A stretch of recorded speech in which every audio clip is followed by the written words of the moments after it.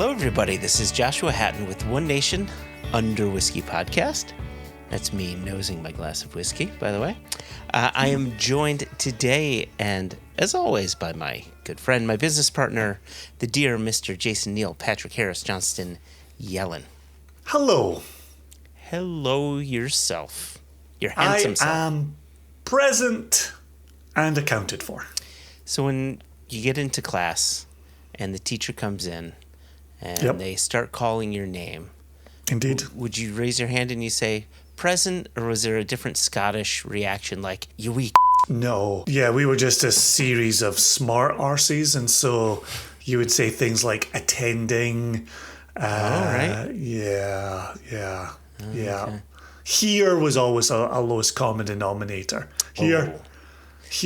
Yeah. Or, I don't know if you ever did this. This is a bit naughty. Any kids listening, hashtag please drink the whole bottle responsibly. But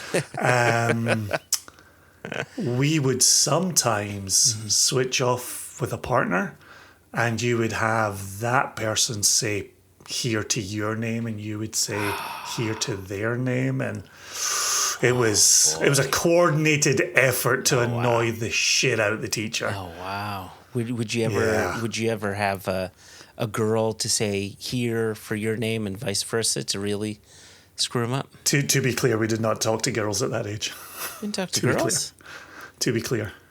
All right. To be clear. Not at that age. Oh my gosh. What age are we talking about? You didn't talk to girls.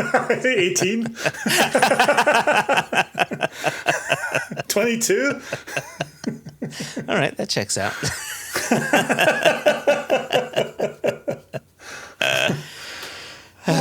Well, anyway, I'm glad you're here. I'm glad I'm here with a little whiskey in my glass. This is a whiskey we're going to be talking about come the news segment, which will be after our conversation with the lovely Dr. Pat Heist of Wilderness Trail.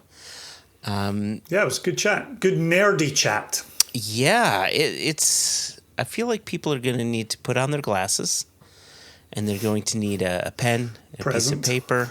They're going to need to yell present, because this is going to be like a master class in yeast and bacteria and fermentation.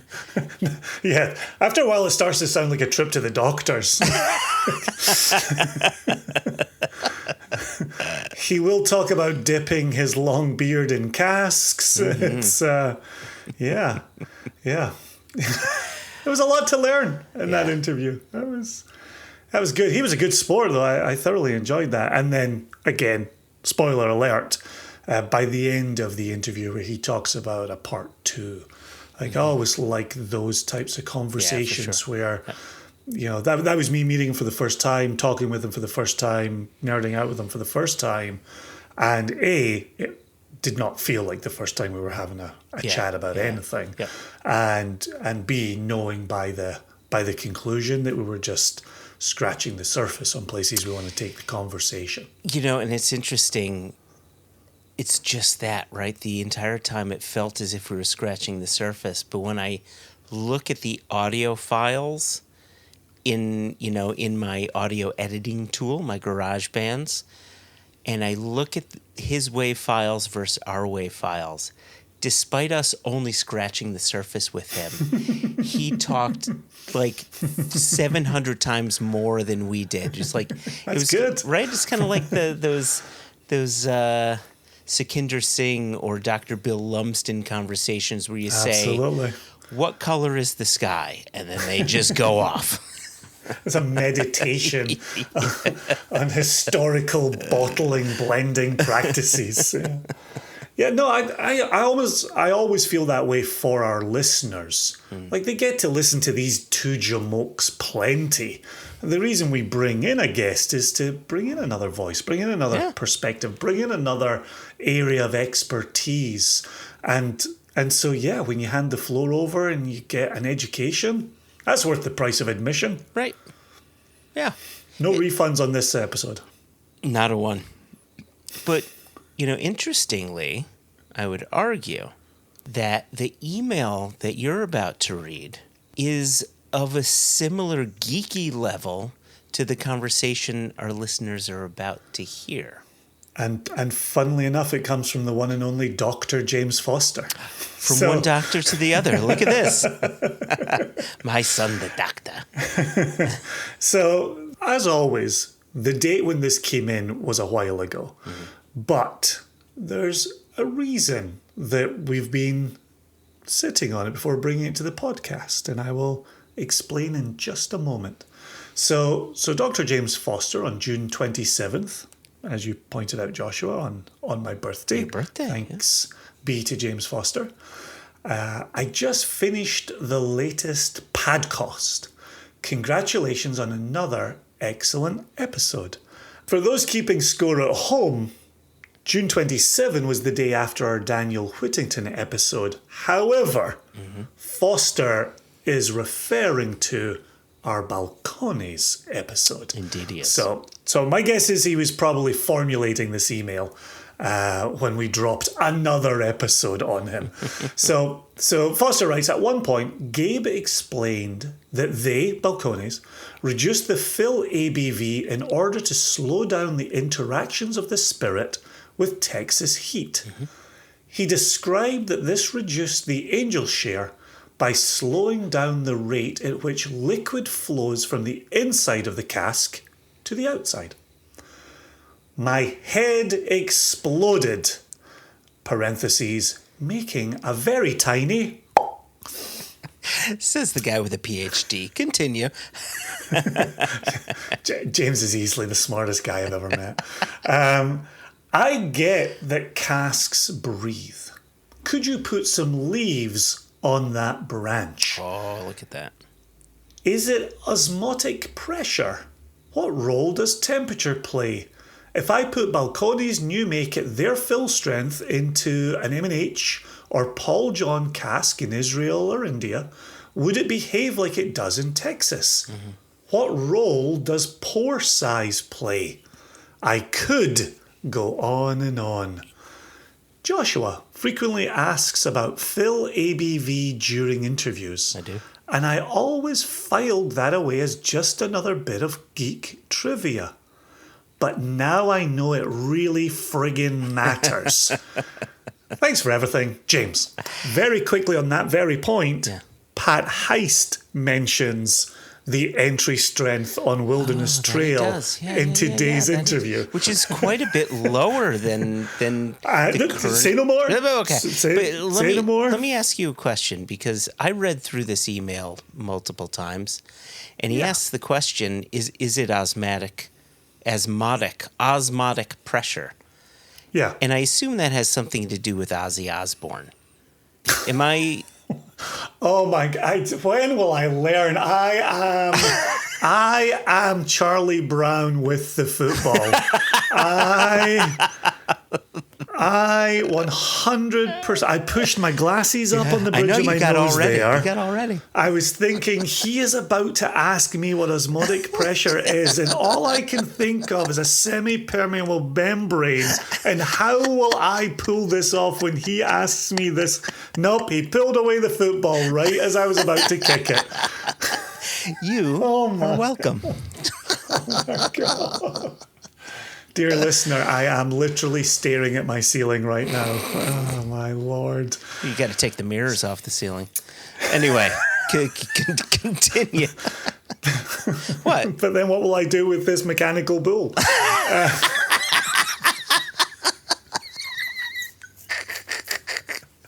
Oh, God, I haven't even taken a sip of this whiskey, and I'm having the best time ever. Okay.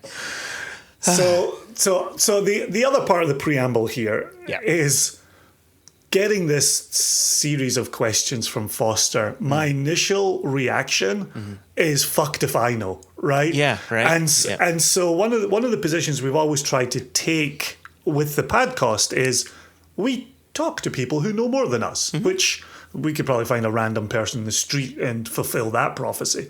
But I thought it was smart to put this in front of the very people who had inspired the question. Yeah. So I dropped a note to Emma Crandall and Gabrielle Richard at Balcones, who were the subjects of our Balcones episode. And I said, please take a look over this. I said a little bit more than that, but the essence is, please take a look over this. Let me know if there's anything you'd like to share. Yeah. And so Gabrielle did share. So push your glasses up on the bridge of your nose, Joshua. Go. So here's the opening word from a professional who deals in this stuff day in and day out.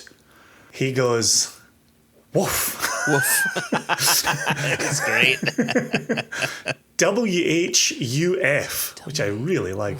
Woof. And then, because he's a classy guy, period. No I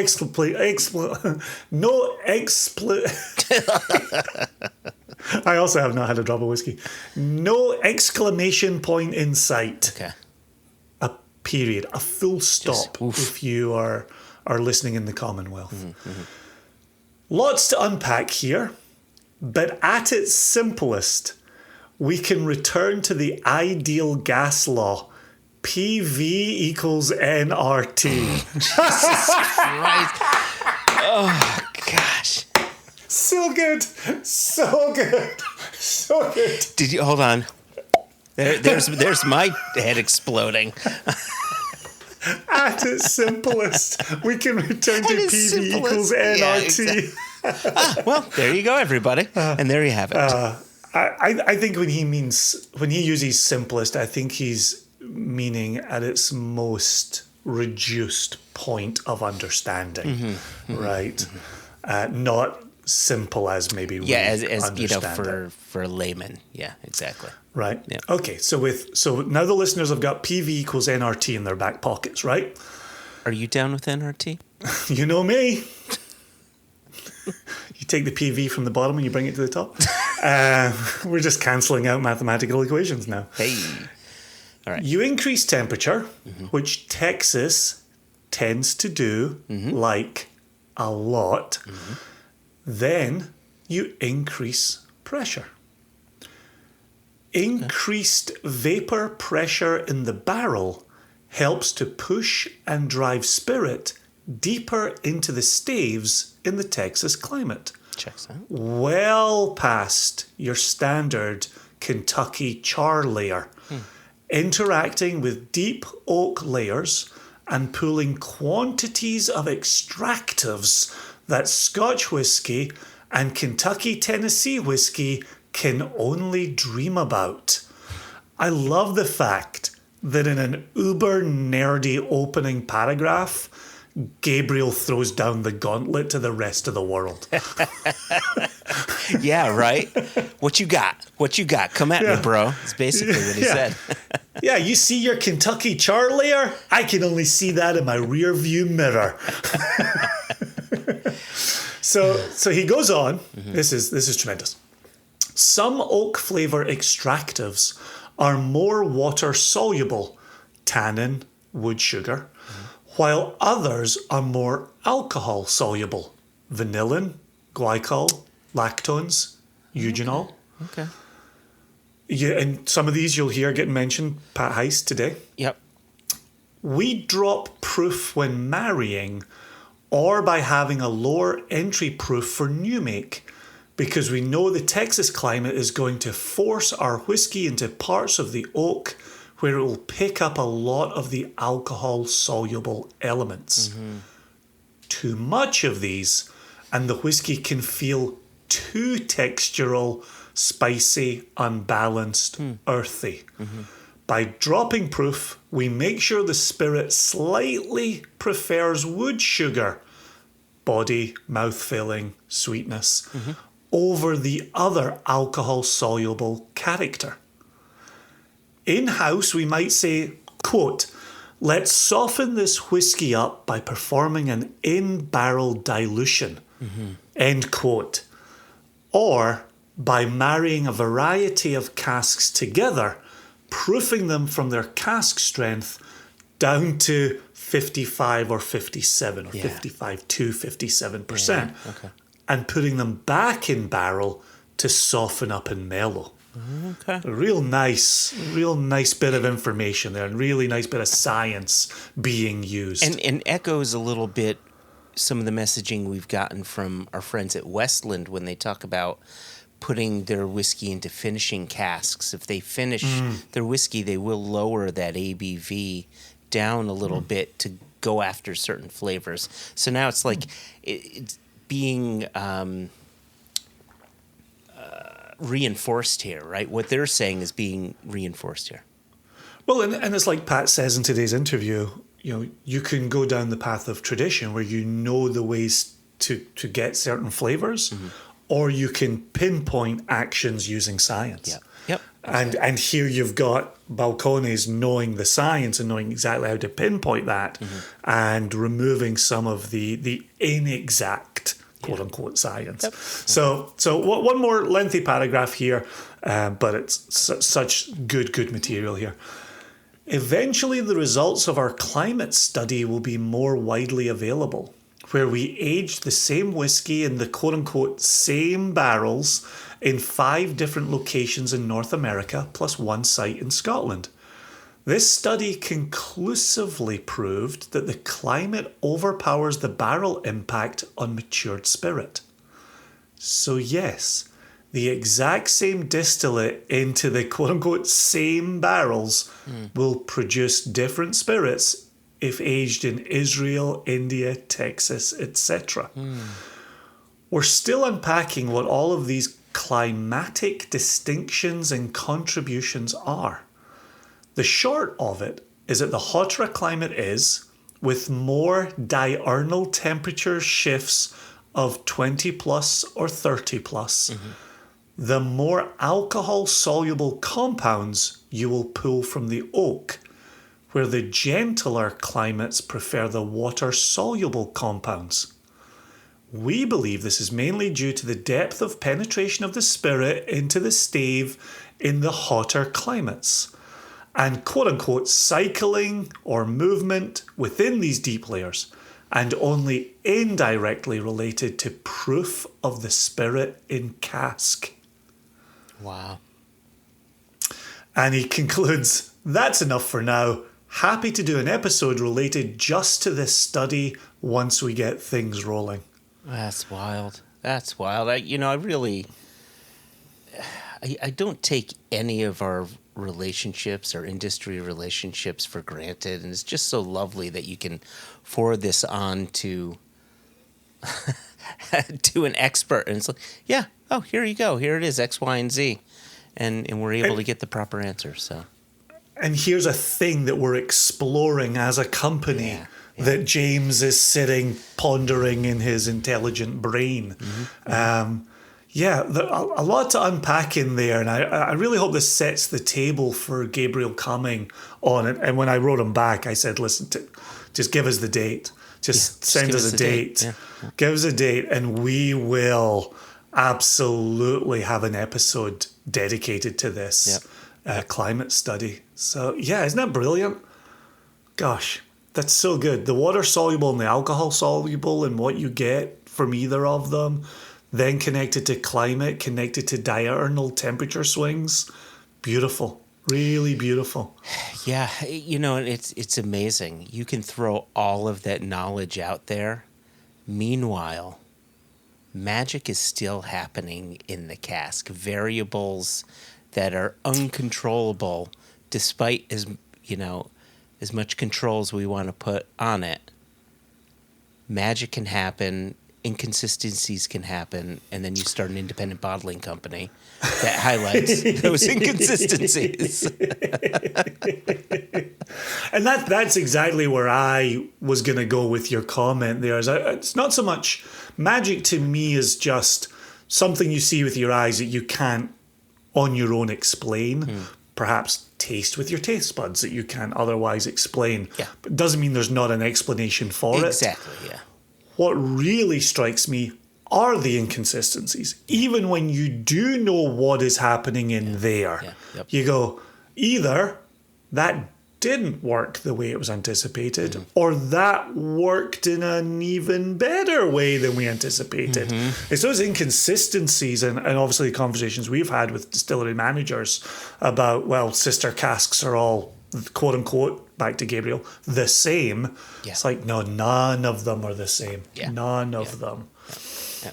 So sincere thanks to Foster for writing in and spurring that exchange of emails. Thank you to Emma and for Gabriel for receiving that email and for writing back, and hopefully setting the stage for a future episode where we get to unpack. So, yeah, great to have Balcones back on in the comments section here. Well, let's keep riding this whiskey geek train straight into our conversation with Dr. Pat Heist, and then we'll come out of that conversation. We've got a bit of news to share.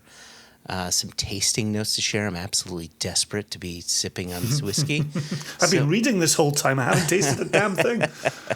So here it is, our conversation with Dr. Pat Heist of Wilderness Trail Distillery and Firm Solutions.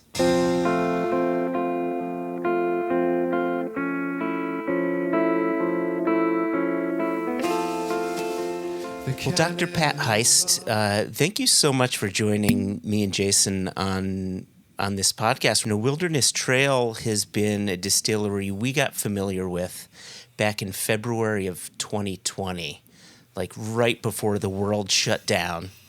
We were at Charlie Prince's place. I'm wearing my Drammers shirt now. And we were doing a live podcast with him. And right before we got on, Bill Thomas of Jack Rose was in the room. And he had, I want to say, 6, 7, 8, 12, 15. I don't know how 30. Yeah. I don't know how many, bottlings of Wilderness Trail, but really a lot to share, and it showed just a wide variety of flavors. So that was our first entree into it, and that got us nice and lubricated to record the podcast in a really happy manner. But that was now a bit over 4 years ago. And since then, just recently, we've thankfully we've bottled our own Wilderness Trail, which we're really proud of and excited to have that connection between yourself and us. And I realize, there's a good proportion of our listenership are really single malt focused. We have a lot of single malt listeners who may not be familiar with Wilderness Trail or the full story. So I wonder if we can just rewind the clock a little bit and talk to us about your beginnings, which, as I understand, start with Firm Solutions, more with, fermentation before distillation. So could we rewind the clock and talk about your beginnings? Yeah, absolutely. I've probably got one of the most twisted paths to get into outside of being born in Kentucky. Some people are destined to be into bourbon if just simply you're born in Kentucky. But, I really, my first, getting into college, first of all, my first real passion that I identified was microbiology. I actually started off in pre-medicine for no good reason outside of I just thought that's what you did as a scientist. What are your options in college? You're become a veterinarian, a pharmacist, a doctor, or a dentist. What else is there? So I started off in pre-med, and once I took microbiology, I was like, man, I really love this subject, and I switched my whole focus to microbiology, got a degree in microbiology, kind of as a result of a summer job that I took, ended up in the Department of Plant Pathology, which is also the study of how microorganisms cause diseases of plants. And so I became an expert in how different microorganisms affect field crops in Kentucky. So we did a lot of work with tobacco farmers, vegetable crops, but also corn and wheat and other grain crops grown in the state, as well as turf grasses. I did a lot of work on golf course greens and different things like that. What kind of fungicide you put on a fairway versus a green, depending on what kind of disease you're treating. And then very oddly, after I got a master's and a PhD in plant pathology, I went from working for agricultural extension at the University of Kentucky, again, working directly with farmers in the state, helping them solve problems, to I got a job as a medical microbiology professor at a medical school in Eastern Kentucky. So I went from plants to human medicine and human microbiology, which really focuses a lot on bugs and drugs. If you're got strep throat, what type of drug would you use to treat that versus if you got athlete's foot or, you name the disease, there's different ways of treating it. So I got a lot of experience there. In Eastern Kentucky, there's a lot of moonshine exchanging hands, and you couldn't help but kind of be aware of the whole, liquor culture and all that kind of stuff. And a lot of this is very homegrown. So that's about the time that I started really looking at it. And prior to during my graduate school days, I became friends with my current business partner, Shane Baker. He was the guitar player in my band or in our band, I'll say, just like in our businesses. But anyhow, I was communicating with him, and we were kind of trying to get our foot in the door in the liquor business and kind of using Shane's mechanical engineering background. He's also got a very robust background in business. He was in venture capital, and we kept in touch. Even though I moved away to be a microbiology professor, the band kind of fizzled out a little bit, but we stayed in touch. And we started a company called Firm Solutions, firm as in fermentation. We started that company back in 2006 while I was a professor at the medical school in Pikeville. And Firm Solutions services distilleries and breweries and currently, hard seltzer producers. And when we look at distilleries, we're talking about whiskey. Just looking at whiskey here in the United States, we've got single malt, we've got bourbons and rye whiskeys, we've got Scotch and Irish whiskeys in other countries. We've got Canadian whiskeys, and they're all made in different ways using different processes. Then you have rum and tequila and all kinds of other different, poitín over in Ireland, and there's all kinds of little hole-in-the-wall spirits that you see here and there. So we specialize in helping people, perform these fermentations, and depending on what you're fermenting, if it's sugar or molasses, you're going to have a different strategy for fermenting that versus if you're doing a grain-based fermentation, where you have conversion of starch to fermentable sugars. You're always going to have a lot of potential for microbial contamination. So that's kind of where my background in microbiology comes in handy. Shane, where he's a mechanical engineer, he knows how to build a factory, and he thinks about everything that, how are all those valves working and how are things able to be cleaned relative to. So we put our skill set together. And, I've said this a million times in different podcasts and in interviews and things. But to be successful as a yeast supplier, you got to be ready to get the phone call of, hey, man, your damn yeast isn't working. So, when we get the phone call of, anytime the fermenter's not bubbling right, the first person that the distillery or the brewery thinks about is the yeast provider. So we get the call, hey, your yeast isn't working. Then we got to go in there and figure out what's the real problem here, because we've got a tight handle on quality of our product. So, is this something simple like a temperature issue?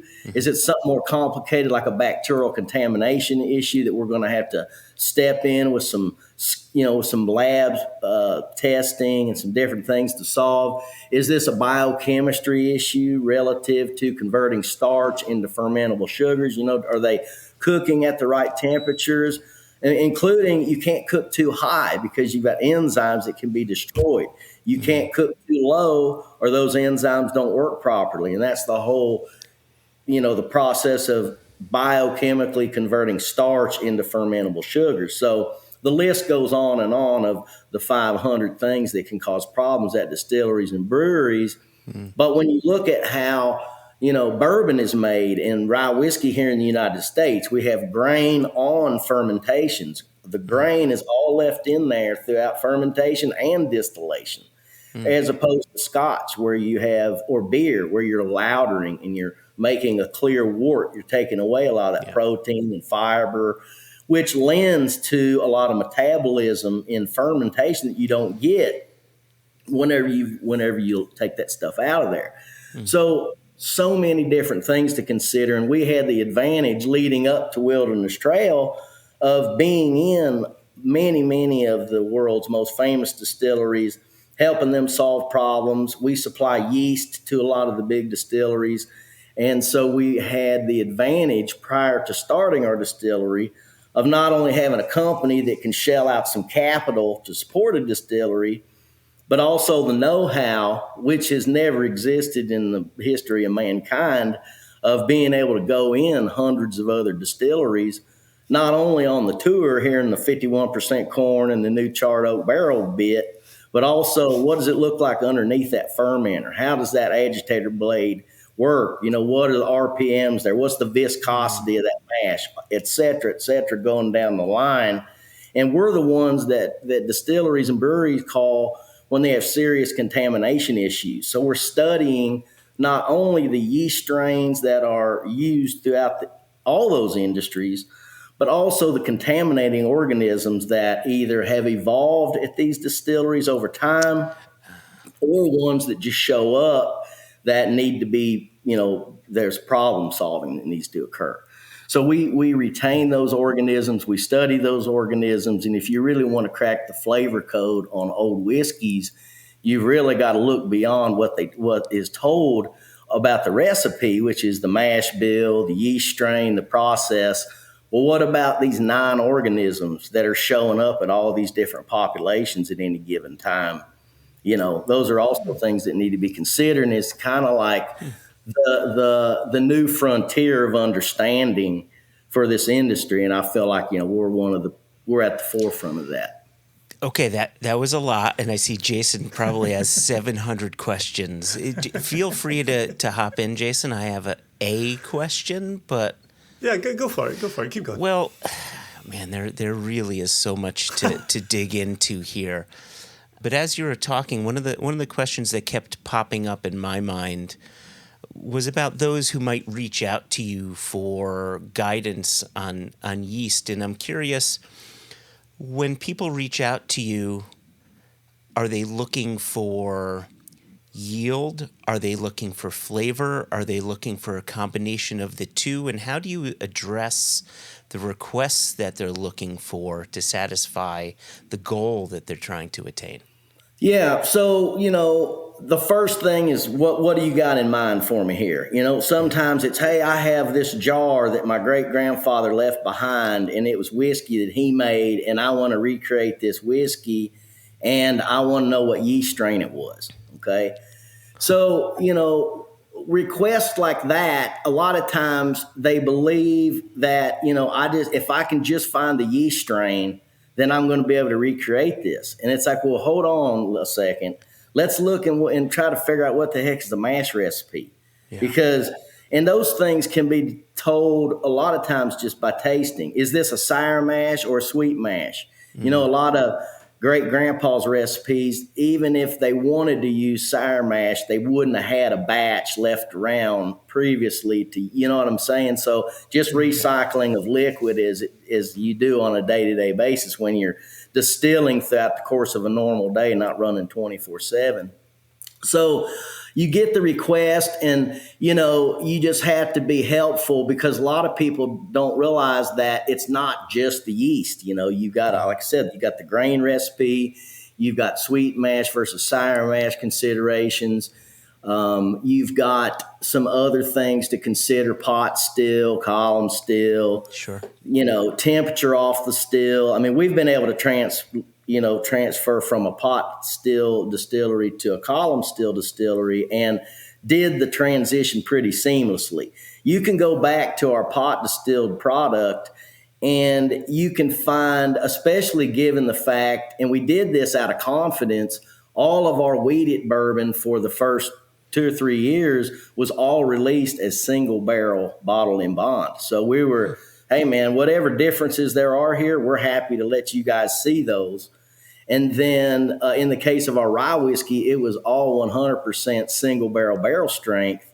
And then we started actually realizing that, you can't just have a single barrel strength, because most people want, something that's less priced or whatever. And so, we started getting, we started off literally wanting to do exactly what we believed other whiskey people wanted to do.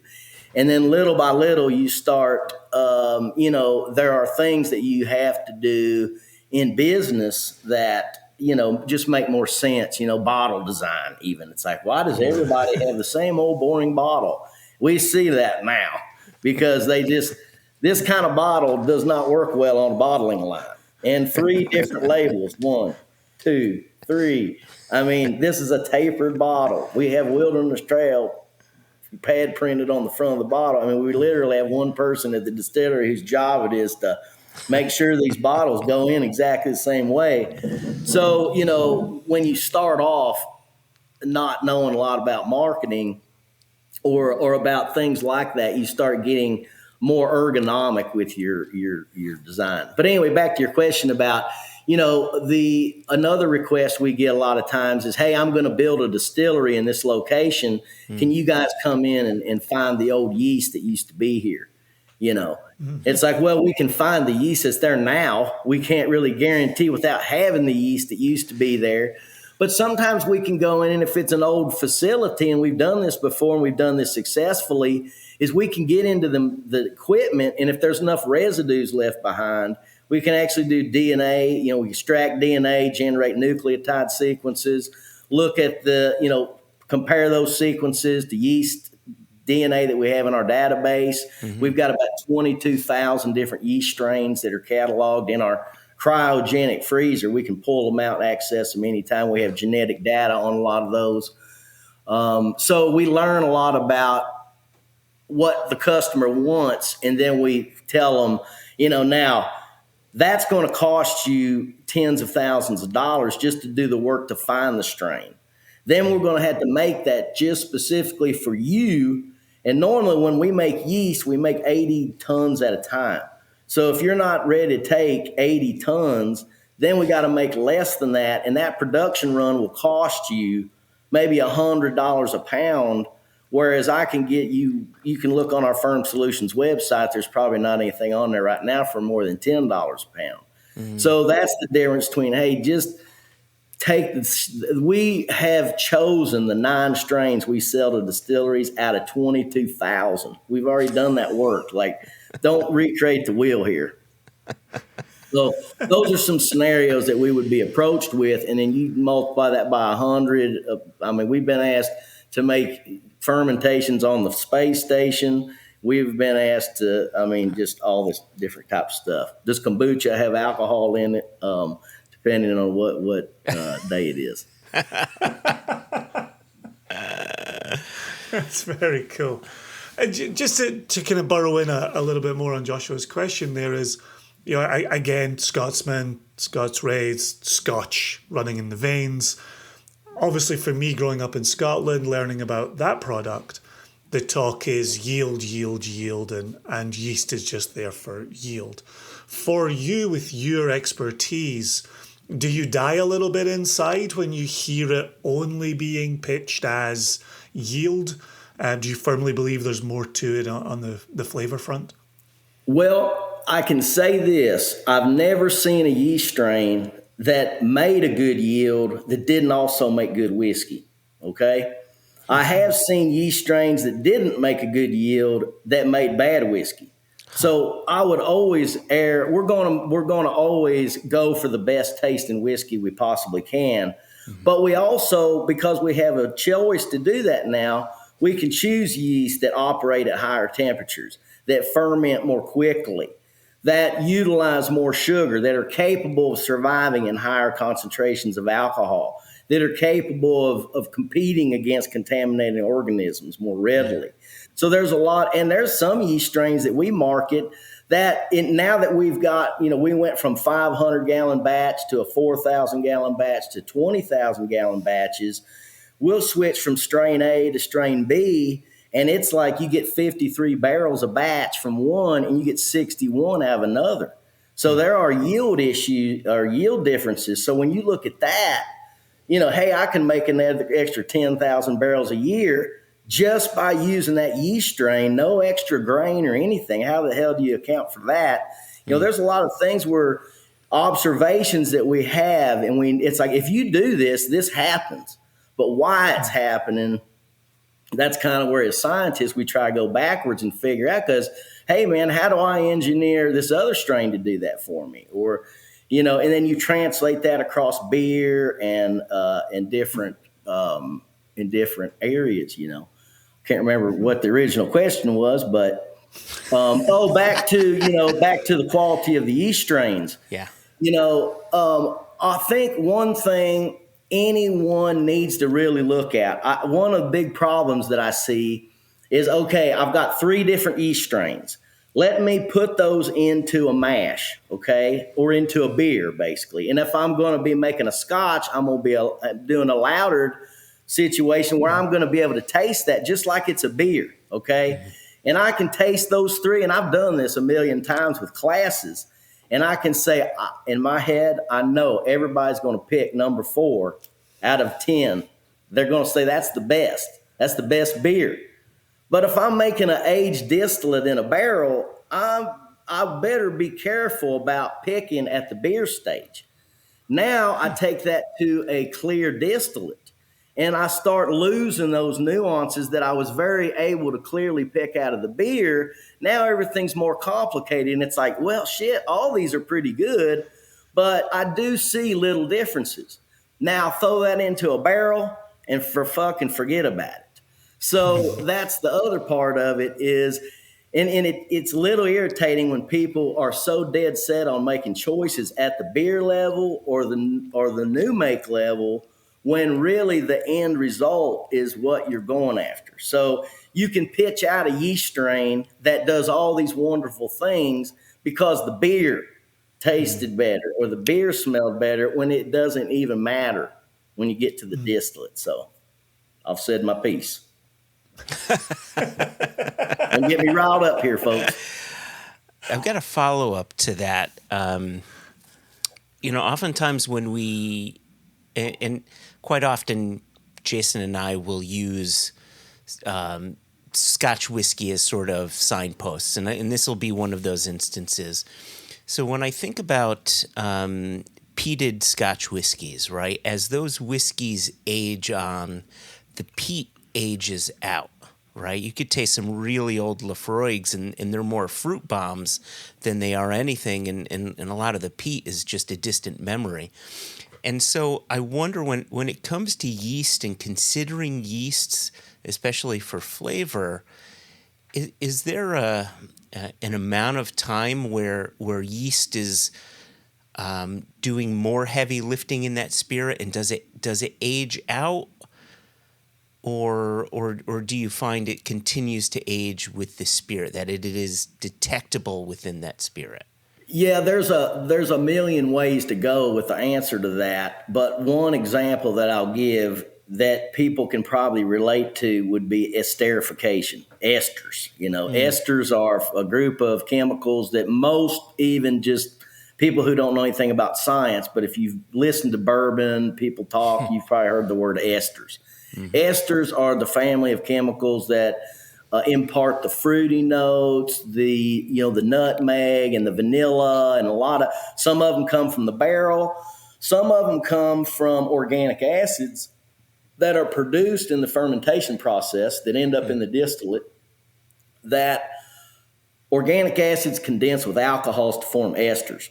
And when you look at how esters change over time, so what's happening in the barrel, you've got what you start with. Then over time, you get extraction of the barrel contents that starts intermingling there. And there's this whole concoction of chemical reactions that are occurring. And one of those are these esterification reactions.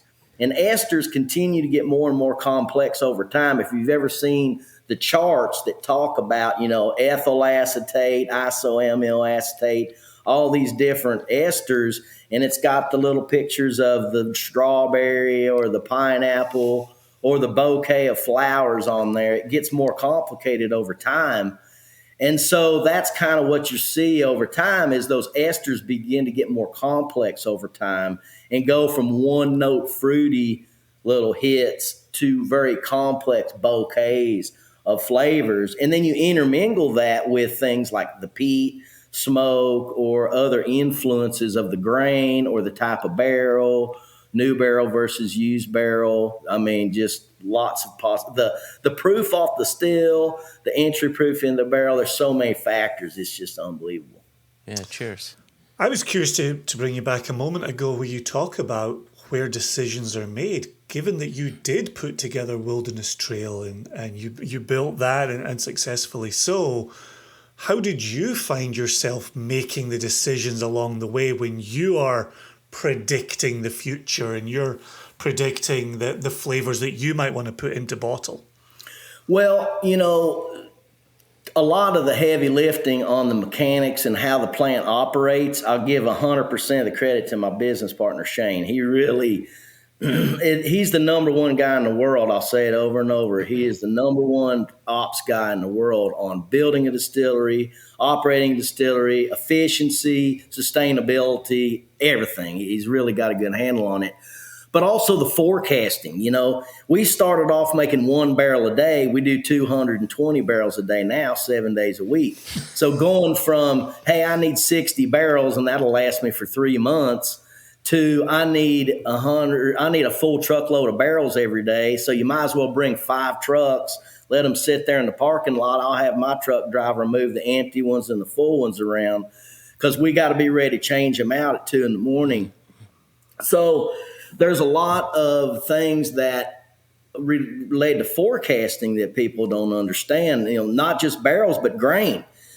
You just don't go to the local farmer and say, hey, I need 1.4 million bushels of corn and I'll be here to get the first 20 truckloads tomorrow. It takes planning. So and again, what about warehousing? We had to, at one point in time, we were building 3 24,000 barrel warehouses a year just to keep up with our production. So how do you stagger and have what's the site plan look like? How has it been approved?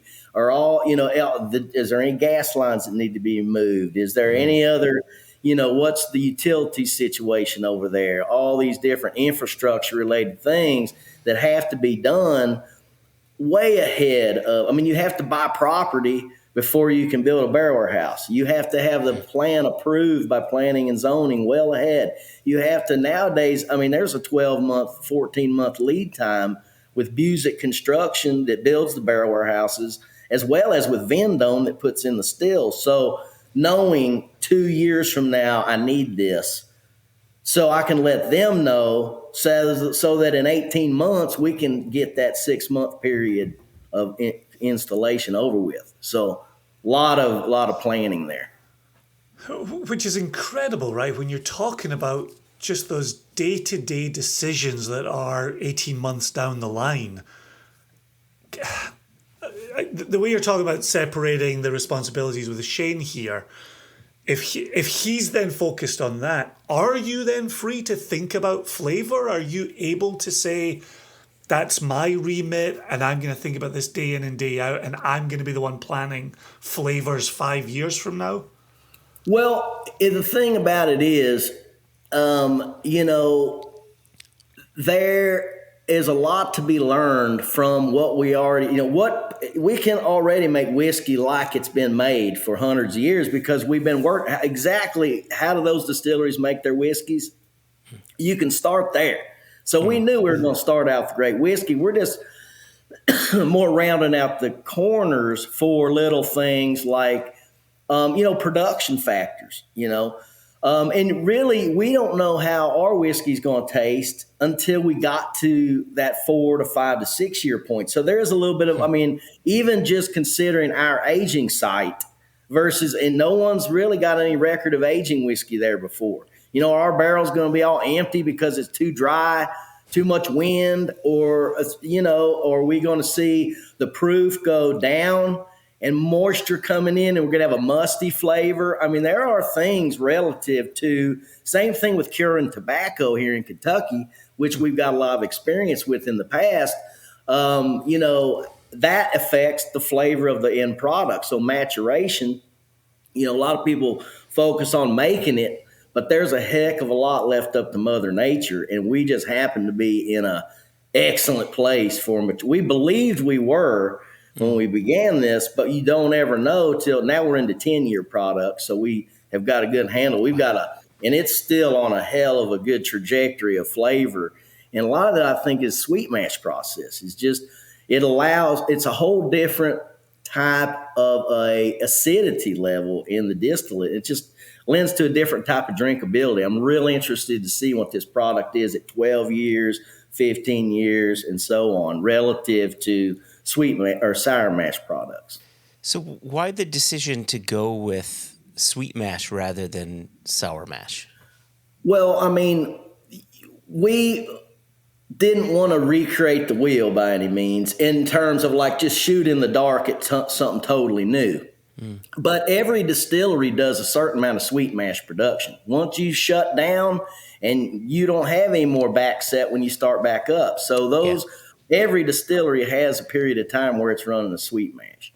Now, how they manage those barrels in terms of their normal inventory, but there's no mark of death against sweet mash.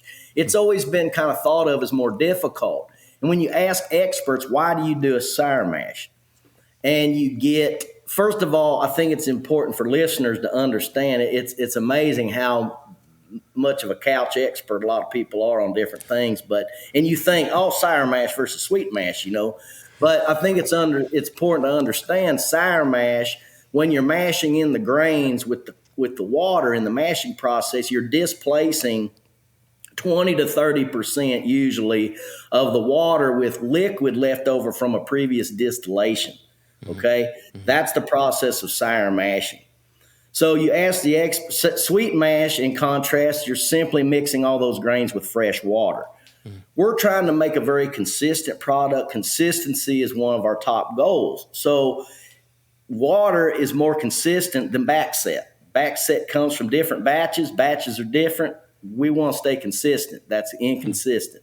So that's our reason for doing it. But when you ask, so why does every other distillery on the whole bourbon trail do sour mash? You ask them, and the answers are very simple. There's a couple reasons relative to just day-to-day production. First of all, you're using that material to add the mash, which needs to be heated up. So there's a heat recovery involved. I got distillate coming off the still, or my back set coming off the still at 213 degrees.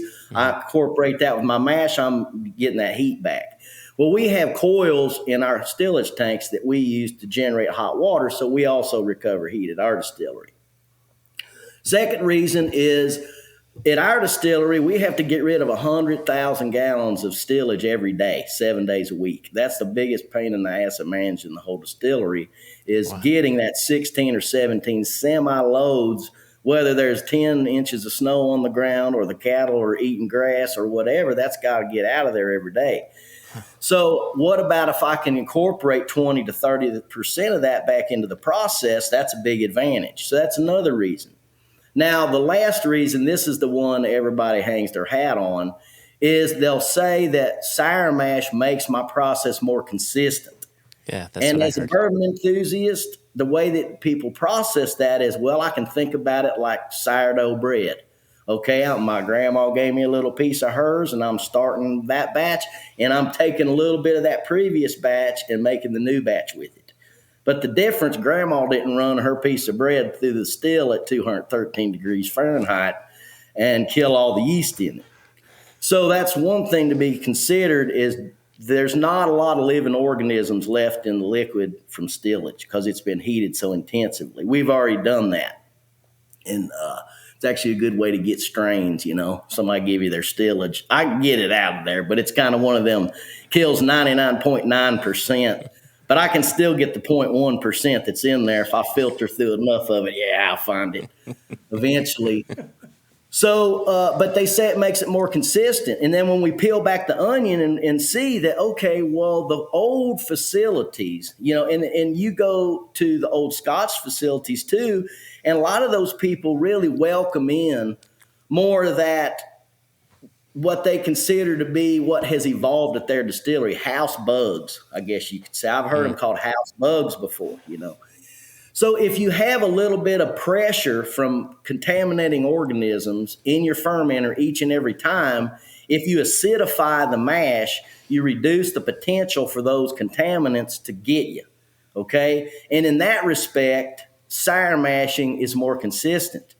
But if I start off with a very clean facility because I built it avoiding every problem that we've been studying for the last 20 years that has caused the contamination issues at other facilities. And in the meantime, study contamination, because if there is a requirement for a particular flavor, then I want to incorporate that in very intentionally rather than just let's let it happen. And hopefully it'll happen sometimes and we can figure out when it does and when it doesn't. So we're kind of looking for things like, again, now when I talked about yeast a minute ago, let me talk a little bit about bacteria. We have a collection of over 200,000 bacteria that we've isolated from distilleries all over the world. They're alive and well, sitting in our cryogenic freezers. And when we look at our distillery, for example, on a day-to-day basis, we're looking at lactic acid levels. Lactic acid is produced by bacteria, but not yeast. If our fermenters get over 0.3%, that's our indicator of, hey, we got bacteria in here. We're going to go in there. We're going to culture those bacteria, cryogenically store those. 6-8 years later, when we're pulling that whiskey out and we're saying, oh, there's the vanilla from the barrel. There's that nice strawberry I get from that strain. There's the rye spiciness. But what the hell is this? We can match it up to that bacteria sometimes. Now I'm in a situation where how about I'll create my own back set in this other little tank over here. I'm going to put this bacteria that makes that strawberry note. I'm going to let it grow, but then I'm going to heat kill it. And now I'm going to dump that in my fermenter instead of just putting back set from a previous batch. I'm creating my back set. So I'm still getting that acidification. And I'm still getting that donation of organic acids that are going to result in that ester I'm interested in. But it's just a more controlled way of doing it rather than just, hey, let's just put a little bit from the previous batch in. And you can transcend that across a lot of these industries. Dunder pits for rum, Scotch and the sour mashing, bourbon and sour mashing. I mean, it's really interesting. It's kind of the unknown frontier of this industry. Interesting. Actually, you just brought up the question I was going to ask 30 minutes ago, which is in walking around Scotch distilleries where you meet stainless steel washback and Oregon pine washback, and those with steel say, well, it's cleaner, and those who use wood will say, well, it gives us the funk, the wax that we have in our make. Listening to you just now, correct me if I'm wrong, it doesn't sound like you're necessarily taking a side there, but you are saying each of those is correct in their supposition. Well, anybody who's just got wooden fermenters is going to say they're great, But anybody who's got wooden and stainless steel, unless they're lying to you, is going to tell you the stainless steel is way the heck more easy to manage, And in the distilleries that we work with that do wood and stainless steel, they actually have to very specifically blend that in. I mean, it's almost like we got to get rid of this somehow, because it's so different. Not that it wouldn't stand on its own, but it's so different. It has to be meticulously blended in with the rest to make a unique product. So even though I've heard people say, and again, they're making great whiskey, so you can't argue with it. But the fact of the matter is, if you've got a lot of contamination, you're going to be missing out on a lot of yield, proof gallons of alcohol per bushel of grain. That's something we really have to look at on the business side of things. And if nobody can argue with, hey, I'll make an extra 10,000 bottles a month, and all I'm doing is just paying a little more attention to this one pipe here. It's hard to argue with that at the corporate level. And if those contaminants were so important to the flavor, then let's figure out a more controlled way of getting those in there rather than just letting it happen. Same thing with sour beer producers. Hey, let's put this beer in a barrel and see what happens. It turns out the most delicious ever, but then they can't recreate it, unless I come in there and get my beard. Oh, my beard got dipped into there. What do you know? Let me go to the bathroom. I got a picture plate in here in my back pocket. It's the oldest trick in the book. That's why you keep the beard. That makes sense now. It's all. Yeah. Some call it a beard. Some people call it a yeast inoculation tool. So, Pat, in watching you create Wilderness Trail and then grow Wilderness Trail the way you're just describing here with an incredible set of forecasts, as you were going along, did you start to think about the next step, or were you fully engaged in, look, we're still just putting out whiskey here. We're doing the thing we want to do here, and we're going to show up and do this every day? I'll be perfectly transparent in my reason for asking you. For Josh and I creating Single Cask Nation, there was never an exit strategy. And then we got to a point we said, oh, actually, there might be room for a corporate partner here. We might need to think about the next step. And then we started talking about that, and then we enacted it. I'm just curious, given that Wilderness Trail made wonderful headlines for you, what your process looked like there.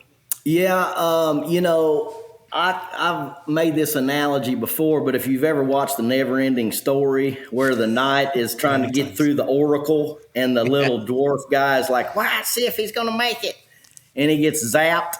Like, if you enter this industry with impure thoughts, your ass is going to get zapped. So I think that's one thing. We got into this industry Shane's got a very robust family history. His grandmother retired from the Stitzel-Weller Distillery. His grandfather actually worked there too. I think they met at the Stitzel-Weller Distillery. Wow. But, he's got some good family history. But we've also got a lot of educational responsibilities to our clients with our Firm Solutions company. I've been a faculty member at Moonshine University now for over 10 years, almost 10 years. I'm an adjunct professor at the James Beam Institute at the University of Kentucky. So we've always been involved with educating our customers. And when we started Wilderness, we kind of probably started just as much to have an educational facility that we could show people how to make different types of booze than to really create a meaningful brand. Even though that was always in the back of our minds, it's just such a capital-intensive process. Well, the other thing about Shane and I, we are entrepreneurs. We see opportunities, we act on opportunities, and when things come along, like, okay, we go from being the guys who distilleries call for yeast questions to the guys that distilleries call for any question possible, okay? And what we started getting is a lot of people calling us about contract production. Hey, man, like when all the big guys started dropping everybody on contract production, dropping their storage, dropping their production, they're like, MGP can't make enough to support all these people. And at that time, a lot of bad press was being given to Indiana because a lot of brands that were saying, like Templeton's is a great example that was made very public, that had to put Indiana on the label. And now a lot of people were coming to Kentucky, from Indiana. So we're in a situation where we're getting all these phone calls of, hey, man, can you make 1,000 barrels? Can you make 500 barrels? We can only make like 200 barrels a year. But we thought, but by God, we can take on a bunch of this contract production, and that help us capitalize. Because we didn't come in with any outside money. It's just two dudes ran this distillery. Shane and I, we had full ownership of that place and never got any outside capital outside of like pretty simple line of credit extensions that we were pouring all of our Firm Solutions money into building Wilderness Trail. So probably more than anything, that kind of got to the point of where we were literally dumping every penny that we made, not only in Wilderness, but also Firm Solutions to fund the growth that got us to the point to where now we can say, oh, hell yeah, I can make 1,000 barrels for you. In fact, I can make 50,000 barrels for you. So we were in a position where we were gobbling up property around us. We went from 13-acre campus to 165-acre campus. I think we've got 24,000 barrel rick houses on the property now. But how do you fund that? is you got to have you can't fund that by I'll make whiskey today and sell it in 8 years. We were selling whiskey, but that capital coming in from the contract production was really crucial to to doing what we did without having to borrow tens of millions of dollars. And the other thing with Shane and I is we at that time at least we could jump in the car, take a 5-minute ride up to McDonald's and get an iced tea, and on the way back we would have had a board decision made. So we had no encumbrance. We didn't have any change orders, no bullshit. You just, hey, that wall, I want that over here instead of over there. I mean, we had total flexibility. I mean, Shane's like, hey, I need 25 bulldozers here, 50 mechanics. And he's like just directing. I mean, we were our own contractors for the most part. And Shane's orchestrating all this construction. And that's something else we see people get into hot water over is I want to spend, and you see it all the time. This facility, this is going to be $100 million distillery. This is going to be and it's just like, my God, the amount of money that can be spent in this industry. You can get really extravagant with the architecture and everything. We always really focused on, function over form. And that also usually leads to a pretty good structure and a pretty good form. If something works, it just organically a good, a comfortable structure to be in. A hell of a ride, Pat. Oh, man, I'm telling you. I just had a conversation with some people from my hometown that are doing, trying to, encourage youth and different things. And the American dream is well alive. Like we came out of the dirt and did what we did in the last 10 years. So it's just incredible. And we hope that people use our story as inspiration to, like you guys with your brand and different things. I mean, it's possible to do it. You just want to make sure you're doing it for the right reasons. You're passionate about it and you're doing it because you love it and not necessarily because you're trying to make money. I mean, that part, you got to have money to have a business, but it should be something that's done out of passion. And we're bourbon enthusiasts way before we ever had a distillery. Well said. Yeah, yeah. I had two questions. The first one, you're describing what you do from a mash and a fermentation perspective. We haven't talked about distillation too much. That's okay.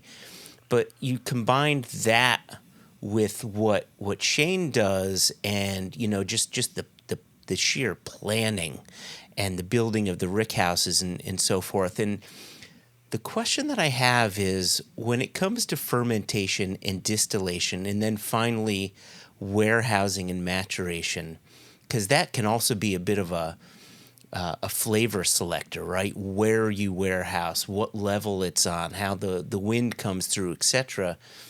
How much of a part does thoughts on maturation come into play when it comes to your bottlings? And do you think about that all the way back to mashing? Well, I mean, you do your best. You just, like I said, you never really know. I mean, we didn't put all this stuff here because we thought it was a bad location. I'll put it that way.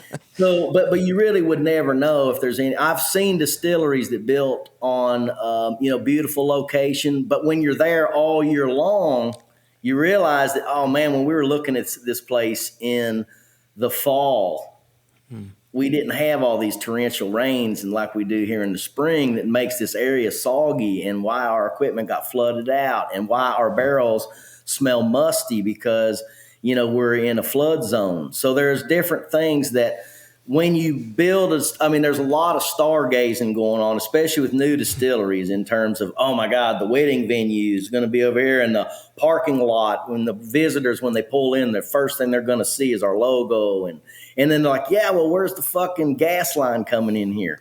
Do you have enough water to fill a fermenter in less than 24 hours? Because if you got a garden hose running in here like you would a house, we need a water line this big around. Yeah. So, and then you look at gas, utility. Oh, we'll just bury a LP gas tank. It's like, okay, well, another $3 million. And the thing people don't understand about running a distillery is the boiler is supplying the steam that runs everything, heating the mash tank, running the stills. And if you don't have a good steady gas supply, the boiler shuts off, up and down, up and down. And that is not good consistency. And that's something that actually our head of maintenance is our former head of the boiler company that we buy our boilers from, just to let you know how important that role is. So anybody that uses our boilers through Firm Solutions, we're like, hey, man, you want to talk to this guy? You have to go through us first. But yeah, man, so many different things. And, one thing that I'll point out that's really different about our process, we already talked about sweet mash, which is very different.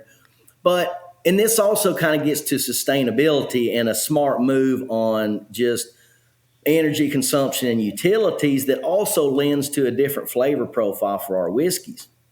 Is we look at each step of the process, what are we doing here? Okay. Grain selection, what are we doing here? We're trying to select really good grains. Do they look good? Do they taste good? Do they smell good? Do they make good distillate?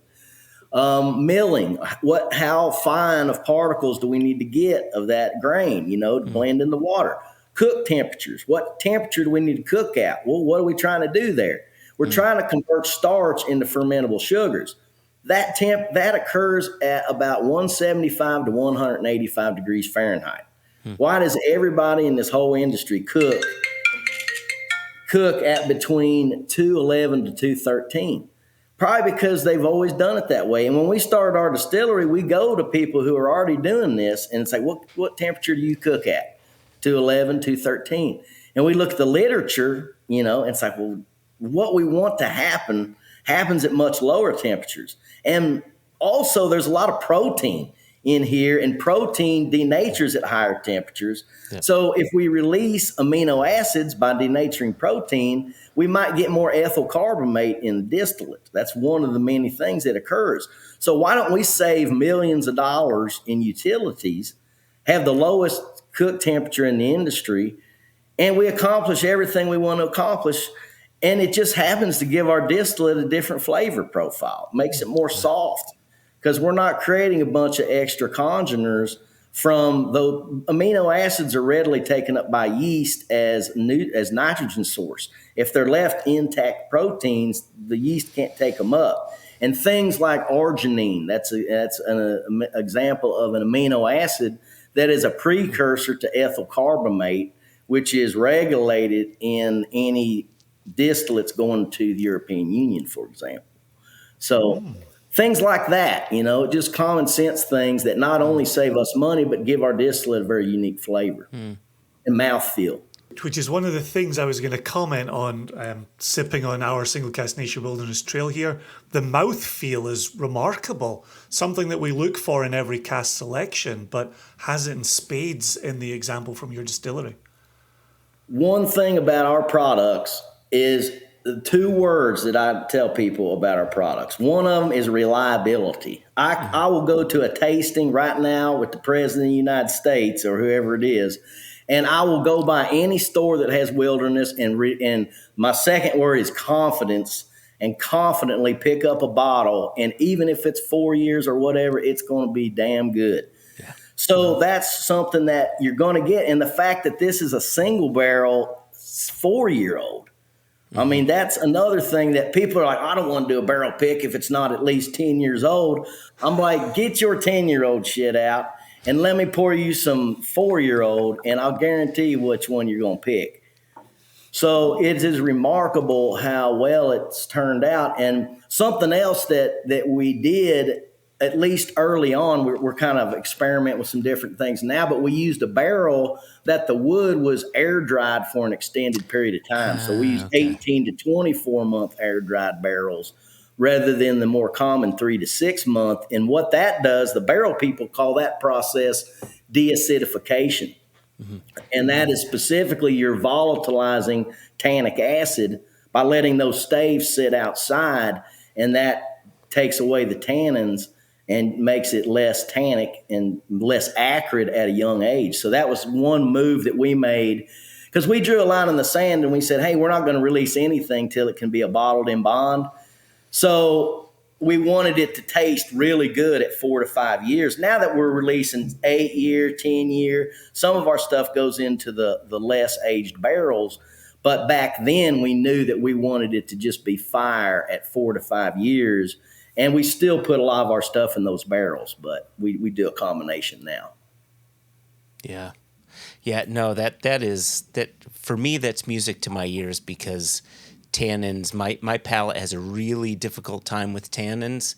Even, some bourbons that are 8+ years old, the tannins just blow out my palate, and it becomes too much for me. And you said something earlier which I thought was just really hit the mark, especially when it comes to this wilderness trail that we're sipping on, is that softness.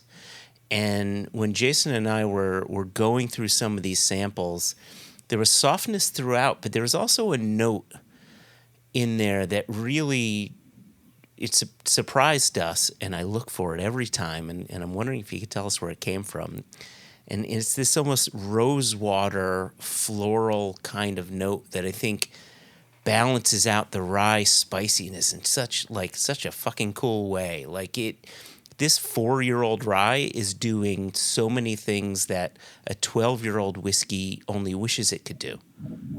So where is that coming from? Well, we get that in the rye a lot, and it's hard to say. I mean, when we started the distillery, we were only grinding like 820 pounds of grain a day. So it was real easy to know, all of our grain came from this farm. Now we grind 1 million pounds every 5 days, so it's a little different demographic on how we get our grain. But, that's also something that I kind of look at now this was distilled in 2020, so we were already running our big system. We were already up to big production by then, so it probably wasn't just the fact it was grain from a small geographical area. But we've always tried to get local rye. We used exclusively Kentucky grown rye at one time, and we were one of the only distilleries that was using Kentucky grown rye. So, and we still try to get a lot of our rye in the state. So that's something else that, other distilleries even talk about getting their rye from other places. So that could be one thing that just puts a little extra note in it. But one thing about rye whiskey in general, I think our rye is the best damn rye on the planet. I mean, I'm biased for sure. But one thing that I really think it makes our rye great, and this is single barrel, so you can get everything, all the complexity, all the color, all the everything out of the barrel without diluting anything. But when you consider that a lot of ryes come out of the barrel in the 130s and are diluted to 80 or 90, I mean, where is the rye that is, our rye, the lowest proof we bottle at is 100 proof bottle in bond currently. And I'm surprised to see this at 113 proof. This is about as high, normally we're coming in. I bought a rye the other day that was barrel proof, and it was around 101. We see I've seen our single barrel ryes at 96 proof before, because we bottle them at 100 and 105. And sometimes it goes down a little. Sometimes I would say our average is 113 to 118. That would be going into the barrel at 110, but we go into the barrel at 100 to 105. So to see this at 113, that's high. But my point is, for that to be a 113 proof, that's fucking drinking like a pro. Agreed. Yeah, we'd say thank you, but you made it, so I guess we still say thank you. Yeah, it'd be interesting to know what the yeast strain was on that. Do you have a way of? You must have a way of. Well, if we knew what the batch number was, we would. On our Wilderness Trail barrel picks, we always put the yeast strain. That's the only way. Because now most of our stuff's going to be small batch, so the chances it's going to have different yeast strains in there. So we don't put that on a normal bottle and bond release, but on a single barrel, we include the yeast strain. And that's just kind of another one of those things to where it's not like, you're going to pick it based on the yeast strain, but it's just interesting to see Sometimes we switch strains just because it's summertime and we need something to handle the temperatures a little better. Oh, yeah, sure. Production Makes good sense. Yep. Drinks so well. Right. Yeah, So, tasty. in all honesty, there's a shit ton that we could be talking about. But we try to keep our interviews to around an hour or so. And so one of the questions that we like to get out on, and please, Jason, if there was something you had in the chamber, please. Okay. Time is against us. Time is against us, as it always is. So what does the next 5 years look like? I mean, how many more warehouses are you building? How many more yeast strains are you adding to your arsenal? What do you have in the hopper? Well, with Wilderness Trail, there's a lot of excitement just around our older releases. I mean, we've only done one very small 10-year release. So as we get into more inventory, seeing those releases get outside of Kentucky is kind of exciting for us. People ask us all the time, when are you guys going to do something new? And it's like, shit, man, we make 3 different mash recipes. And we got 4 different mash recipes, including a 4-grain that we make now. But then you take into consideration single barrel, bottle in bond, then 50 milliliter, half pints. You got a million SKUs before you know it. So we're kind of just playing it very traditionally on the distillery side. I mean, we're always looking for innovation. There's a lot of innovation we do at our distillery that's sort of behind the scenes. Like, it's to make our distillery more efficient and more sustainable. So there's a lot of excitement there. And just really, I think, understanding more time has to go by before we can pinpoint these organisms and how they influence, not only at our own distillery, but at the hundreds of other distilleries that we work with. I mean, we've got organisms going back 20 years with some distilleries. So seeing how that has changed over the years, and then we get the benefit of having all the data from all the distilleries. So any one distillery, they get their data back, and it's like, oh, wow, this is cool. But we get everybody's back. So we've got bioinformatics. We got computers running bioinformatics on DNA sequences that won't be finished in my lifetime. So we're all the time getting information about genetic sequences, how different yeast are related to each other, what genes are turned on when the fermenter's running, when it's hot, when it's cool. Just so many different things. And we stay very busy, and we always have something cool going on with Firm Solutions on that side of things. We're all the time getting, we do everything from fermented beverages that make alcohol to non-alcoholic fermented beverages. I mean, we do sauerkraut, kimchi, fish sauce. I mean, we just did a Menma project for one guy who was trying to make fermented bamboo shoots that you put in the Yeah, Menma. So it's very similar to doing like sauerkraut fermentation. But anything to do with fermentation, which gives us a lot of ideas for over on the distilled spirit side. It's really super interesting how there's all this shit coming up in the future. I mean, too much stuff going on. If you could find a way to get more minutes into an hour, we'd appreciate it, because I could continue this conversation with you indefinitely. Well, we can have part 2. I'll do a 16-hour version of just me standing and talking. So we could probably do chapter 1 through 15, I'm sure. Done. It's a deal. Next time we're in Kentucky. Yeah. Come on down. Awesome, man. Thank you. Great talking with you, and really appreciate you coming on the podcast. And hopefully our bands could play another show together. We'll wait for the next Dramaning. We can play some rock and roll. It all started with rock and roll in this podcast. There you go. Well, cheers. Thanks again, Dr. Pat. Yeah, you guys cheers. Take care.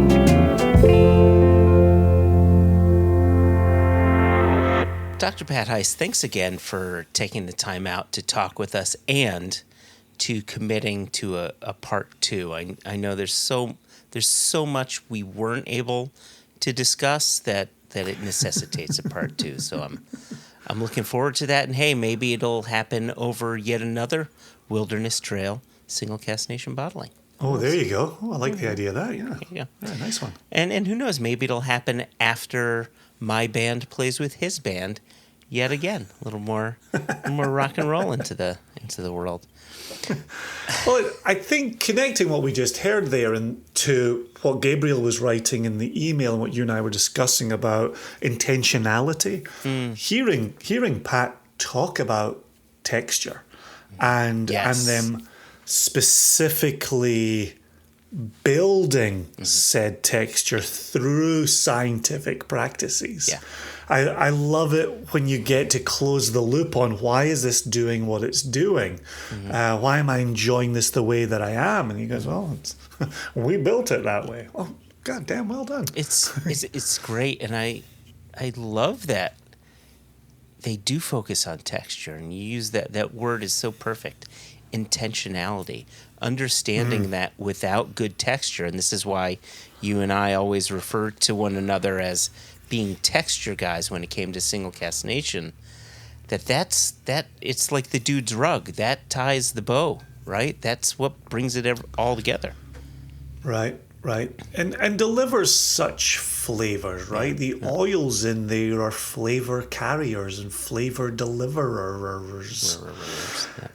And it's about how you enjoy it, right? Yeah, we've said that a million times. Long-term listeners know exactly what I'm going to say next. But doing tastings where you have people meeting Single Cask Nation for the first time, and they come out of a 5 or 6 sample tasting and go, every single one of these had incredible texture in my mouth. It's like, well, thank you for noticing. That is by design. Yeah. That is a thing that we go looking for. So.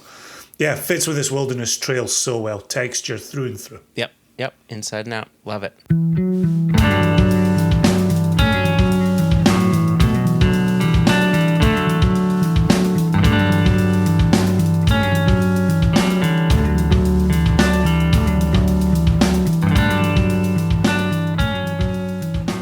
So you and I, Jason, have a fair bit of news to share. And I think it's so much so that it warrants bringing the Paperboy out. Preach! Extra, extra! Read all about it! Life story of Playboy Penny! Extra, extra! Extra, extra! Read all about it! Me and that Playboy in trouble! Launching Thursday, September 19, here in the United States of America. On singlecasknation.com will be 4 new single cask strength single malt Scotch whiskey bottlings. Brilliant. Right? Brillianty. And that's actually just the day after this episode drops. So this is a good reminder to those who are interested. Checks notes. You are correct. I wanted to go through the list of the 4 bottlings, and then I know you selected one of the whiskeys to highlight. I've selected another one to highlight. And you did. So let me go through the list, and then I'll hand it over to you. Is that cool? Oh, lordy, yes, please. Lordy, look who's 40. None of these whiskeys are 40. No, yeah, right? That's a distant memory. Here we Neither go. your 2 hosts. Here you go. Let's subtract the 10 years that this Aberfeldy has, and we're back to 40, you and me. So I'm going to go in alphabetical order here. The first one we have on the docket is a 10-year-old from the Aberfeldy Distillery, a Highland distillery. It's, for those of you that don't know Aberfeldy, A, it's the backbone to Dewar's. B, who's that redheaded musician that everybody loves, that all the girls love? Ed Sheeran. Ed Sheeran has an Aberfeldy tattoo. Did you know that? I did. So we have I'm the one that put him on him. Hey, go easy. So we have a 10-year-old. We have a 10-year-old Aberfeldy that's 7 years bourbon, 3 years in very active Spanish oak Oloroso hogshead. Bottled at 57.8% alcohol, 263 bottles, and that's going to be only $115 for that bottling. Followed then by a Thrusk, which some of you might say, well, a Thrusk, I haven't heard of that. Well, if you've ever read a word that looks like a Croisk, That's a thrusk. Have you ever looked at a Scottish distillery and said, how do I pronounce that? There's a 1 in 10 chance it was a thrusk. So we've bottled an 11-year-old, and similar to the Aberfeldy, this one spent an extra 3 years maturing in Spanish oak as well. So we seem to have leanings here with that Spanish oak. 'Tis the season. 56.7% alcohol, only 191 bottles out of that, and that's a hogshead. So, Oh, wow. I mean, if you think about a hogshead, when it's full, it can hold 340-ish bottles, and after 11 years, we've lost enough liquid that there's only 191 bottles out that cask. So that one will be 120. Not so bad for an 11-year-old cask strength single cask whiskey. Ignore me, I'm just over here checking our internal production notes. Is that accurate? Did I type in the right? What does my spreadsheet say? The next one, this is one that I'm excited about all of them, but It's true. this is a distillery that I had brought to Single Cask Nation that you were, I don't know if I love these guys, I haven't had enough from them, so on and so forth. Anyway, it's a Ben Nevis, an 11-year-old Ben Nevis. And it's funny, I just mentioned that we seem to have leanings towards maturing whiskey in Spanish oak Oloroso, and this one's actually American oak Oloroso rather than Spanish oak. So you can get some different flavors coming out of that one. And that one is 56.2% alcohol, 263 bottles, again, compared to the 191. So one of these had a leaky cask. Again, that's an 11-year-old, so 120 a bottle on that. And then finally, we have an 8-year-old Williamson. So Williamson, as many people might know, is not the name of a Scotch whiskey distillery. It's the name of a distillate from a Scotch whiskey distillery. It's from a South Shore Isla distillery that's neither Lagavulin or Ardbeg. I'll let you all do the math. I don't know, you want to play Leapfrog later, you and me, Jason? I was just about to ask you, have we released a Williamson? Because you get into a sticky wicket here where you say, I know we've released named Lafroig. Yes. And we've had unnamed other South Shore Isla owned by Diageo. Mm-hmm. But then I was thinking, we put out, it was just over my shoulder here, we put out our Laughing Frog Woodcut. Mm-hmm. And that was unnamed South Shore material. Distillery. Yes, exactly. Material. The least sexy word ever uttered for whiskey. Material. So interestingly, you know, that one that you just mentioned, what we called the Leapfrog, was a 28-year-old from this particular South Shore distillery. And with this, we went a bit more to your own leanings, which is young Isla. And this is an 8-year-old from a refill bourbon barrel, meaning that barrel was used at least 3 times. So you're getting a lot of good spirit character coming through with this one. And that's 57.8% alcohol, 250 bottles from that barrel, that's interesting. That's a barrel. So that's a lot of bottles coming from that barrel, given it's a smaller size compared to the hogshead. These numbers, they excite me. Barrel science, maturation science, the inconsistencies that intrigue us during barrel selection. Love it. The Williamson, again, I echo what you just said. All 4 of them are our children. When we sit down and we select casks, we only select what we consider to be the best of the best. Yeah. Where all 4 would stand on their own 2 feet. Mm-hmm. that Williamson is going to disappear. Like that's easy peasy. It's an island refill bourbon. Yeah. The other three, I think the Spanish oak and the American oak is worth talking about just for a little minute, where I remember when I first found out that Highland Park, and I say found out, I didn't discover a secret. I just came to hear something I hadn't heard previously, which was Highland Park, in producing sherried whiskey, use a combination of American oak and Spanish oak sherry casks during maturation, right? And European oak, which is different from American oak and Spanish oak. Yeah. Right? And so I think, it's another one of those removing the layers of the onion where, as we just said a moment ago, a refill bourbon barrel, it's not first fill, it's not second fill, it's potentially a third or a fourth or a fifth use, however it's been used along the way. So they're not all created equal.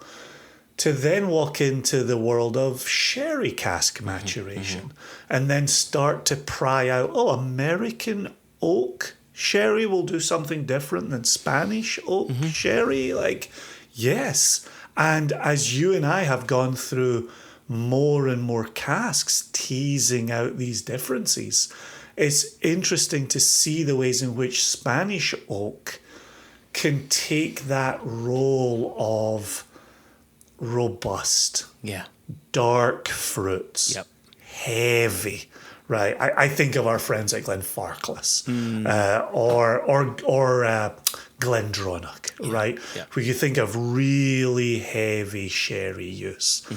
But then you bring in an American oak sherry, and I feel like the spirit gets a little bit extra room to breathe there. Yeah, for sure.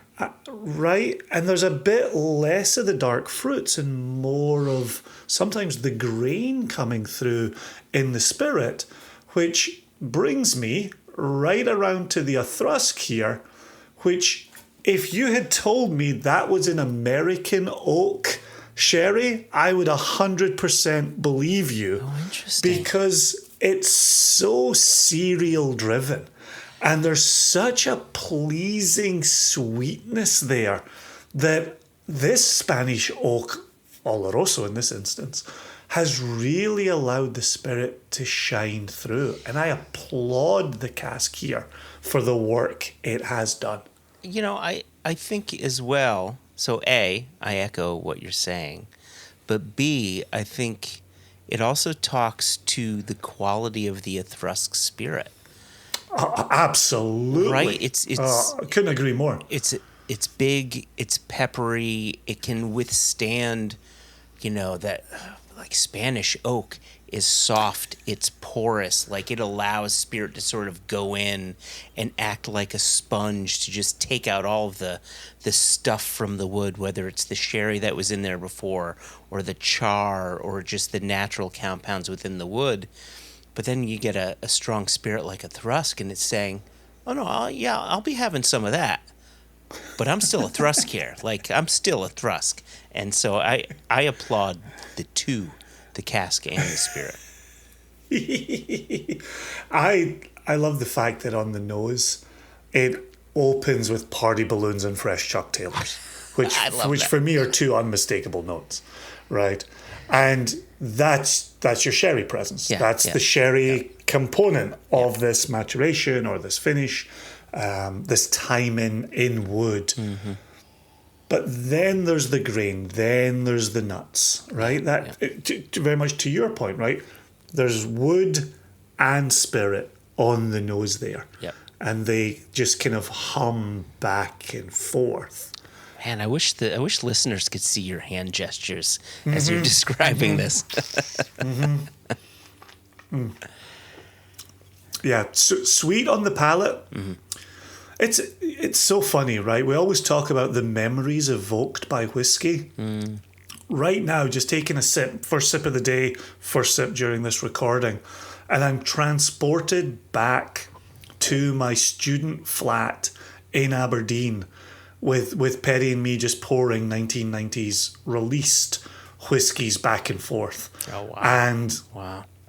and I think it's the way in which the grain interacts with the sherry. Yeah. Like it feels kind of old school.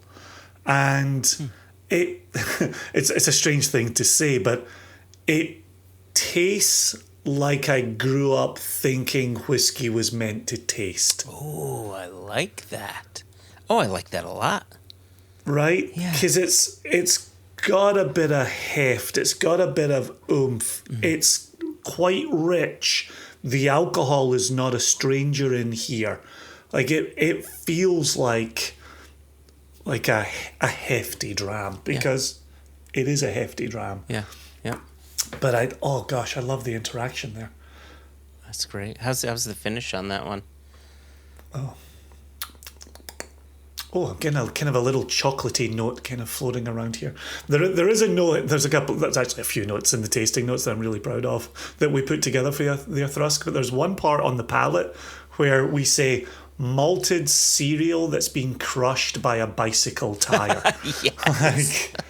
It's there. It's absolutely there. And if you sit with this whiskey and break down what that's communicating, it's absolutely there.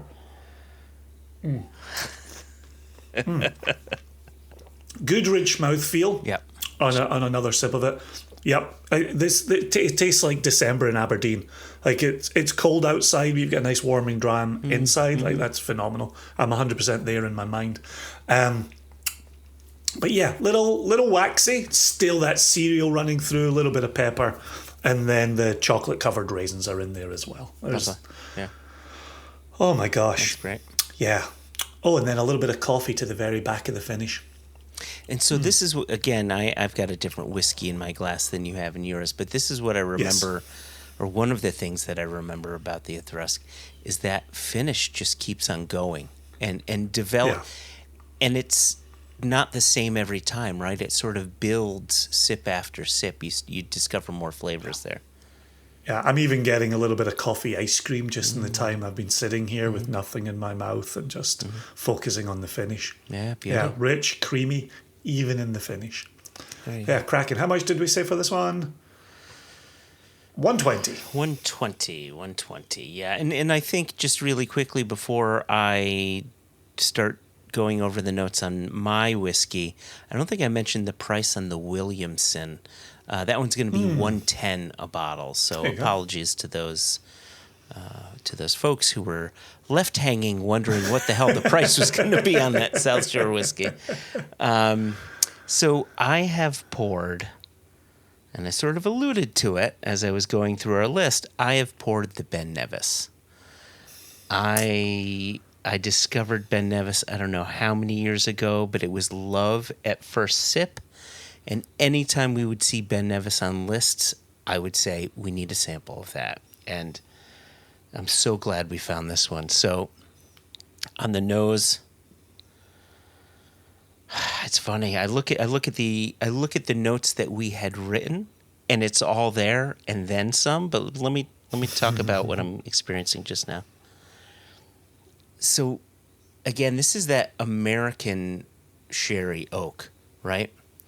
So Exactly. American oak on this one, yep. yeah, American oak American oak for the sherry cask. And that Ben Nevis is just right up there up front. Like we talk about a strong spirit character, and Ben Nevis is one of the strongest.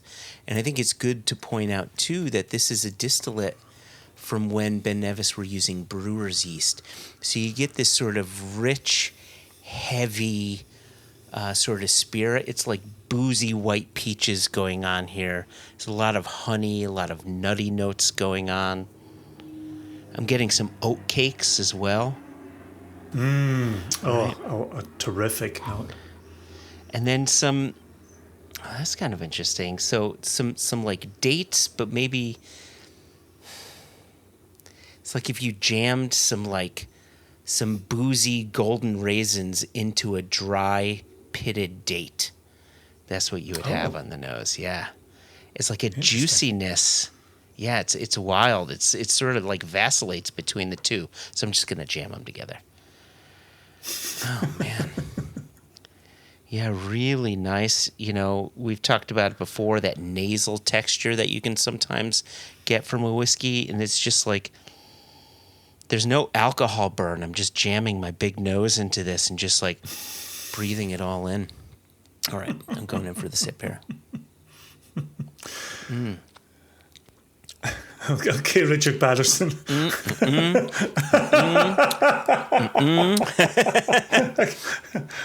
I hope I don't get looking away sued. Does from he the- have that patented or trademarked? I was looking away from the video feed there, and I was like, hey, wait a second. Did Richard Patterson come on this call all of a sudden? Settle down. So that was me just focusing on the texture. Like, it is Yeah, no doubt. absolutely mouth coating. It just takes over. It's like that scene in The Matrix where he takes the red pill and then he starts seeing things and he touches the mirror and then the mirror starts going over his body and just coats his whole body. That's what this liquid is doing to my mouth here. But There you go. when you go into the flavor, though, one of the more interesting notes, which I think may be yeast driven, is this like warm cider note. This almost like bright Yeah. appley kind of thing going on. I agree with you on that observation. Very nutty. I'm hesitant to say marzipan because people say, oh, everybody says marzipan. But there's a little marzipan here. But mostly it's like that the almonds are toasted. It's like the slivered almonds. But if you focus a bit on the sweetness, you get that marzipan component coming through. Let me take another sip. Gosh, yeah, it sounds like a fall dram you're describing here. Apple cider, toasted almonds. Apple pie, vanilla ice cream. Oh, there you go. Oh, wow. Oh, when you go pump, like this is such a fall dram. Holy shit. Go pick pumpkins, and after a rainy day, and you get those hail bays or bay hails. What am I trying to say? Hay bales. Hay bales. Thank you. Hey, bale. Quick, bail me out of this one. It's that scent, that sort of like damp hay smell, Yeah, right. but as a flavor, right? Which has always been for me the Ben Nevis kind of signature. Yeah. Oh. And I okay. think Okay. in early versions where I didn't necessarily like it, the dankness could be a turnoff. It could go too far. Yeah. And I think when the dankness is done well, I think it lends itself more to that kind of damp hay. I think it gives a little bit of weight to the fruitiness of it. And to your very point about yeast-driven notes, Yeah.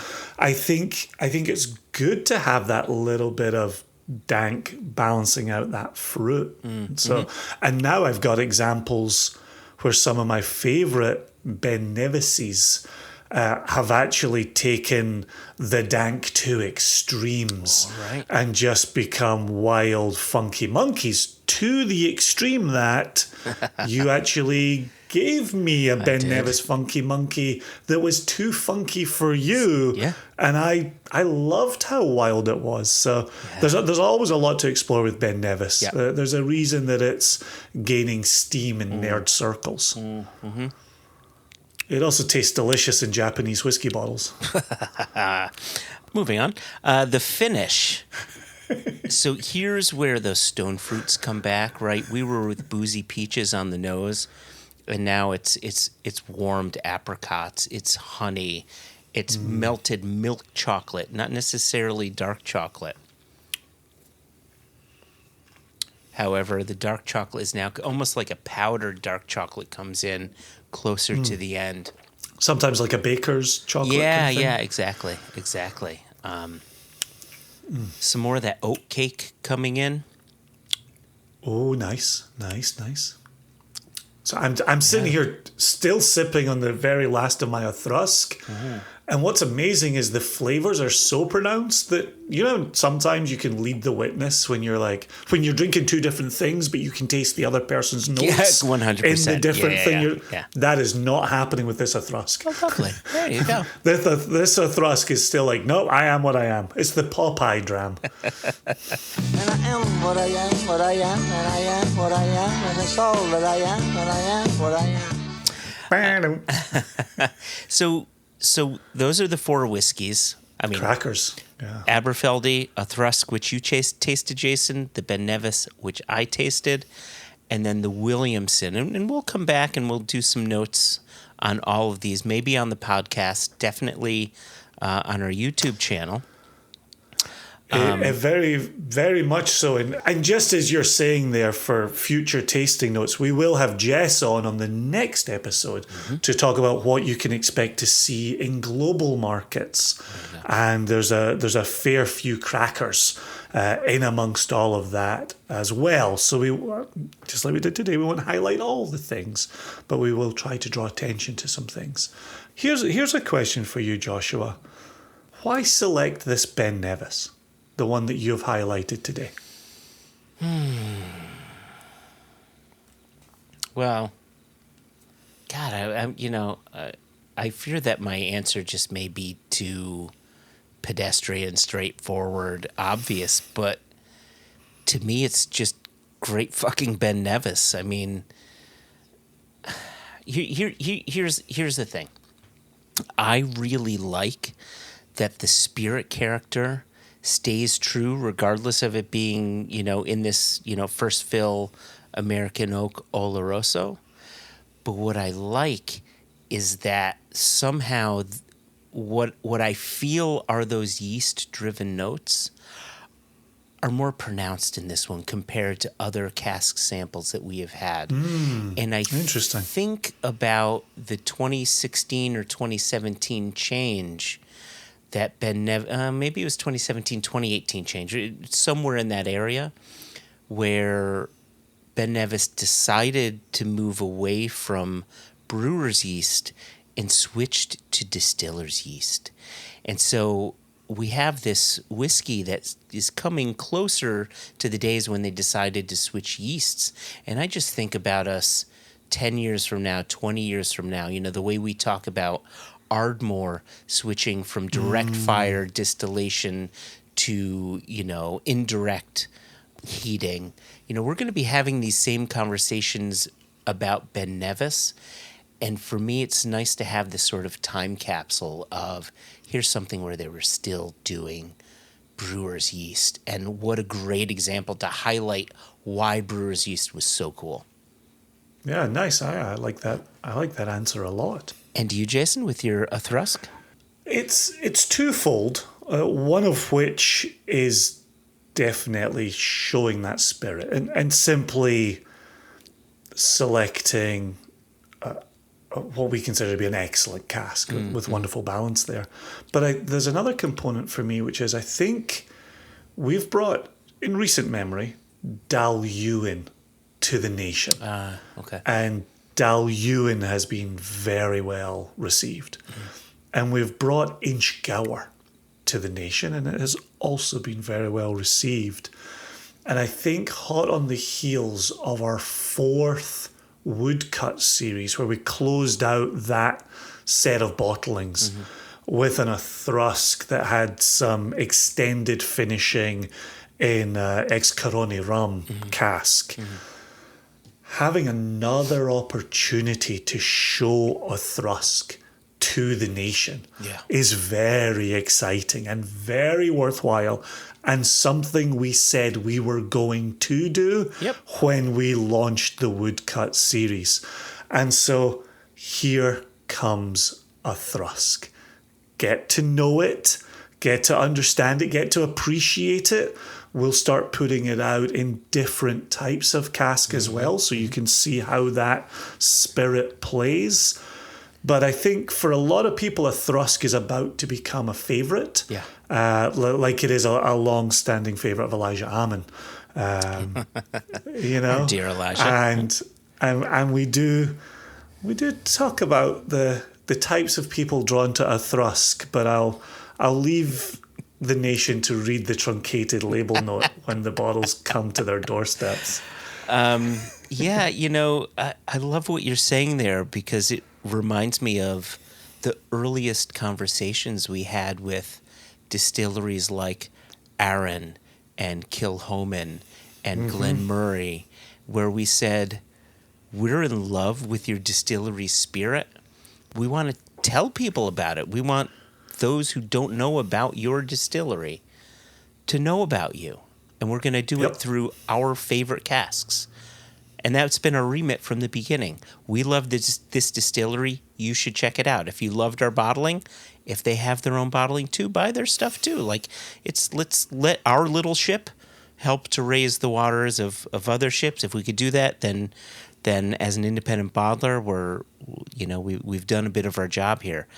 And here we are 13 years, almost 14 years later, and you've described one of the reasons we got into independent bottling. Yeah, the remit has not changed. Yeah. Come learn about this distillery. Yep. We think it's worth your time. There you go. Lovely.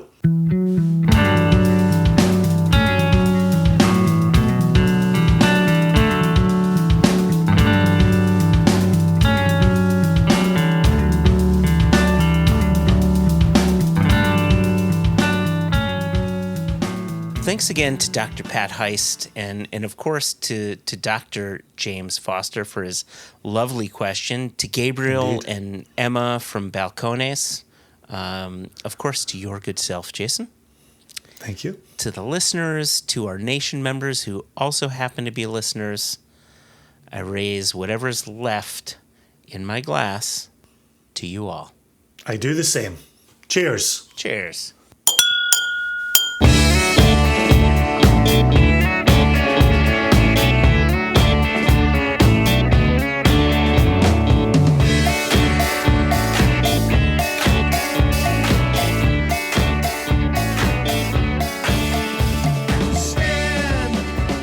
Check.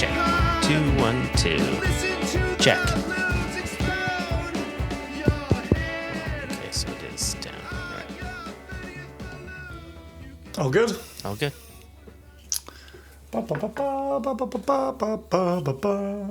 Yep. Oh, sorry, I wasn't. Sorry.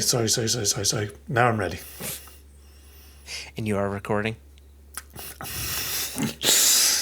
I just one elephanted all over myself. Yes. Yep. One elephant, two elephant, three elephant, four elephant, five elephant. Whew. You got a little elephant on your... It's all the way down my shirt. Yeah, trying to get it back in. It's like a pearl elephant. Easy. Pearl elephants on parade.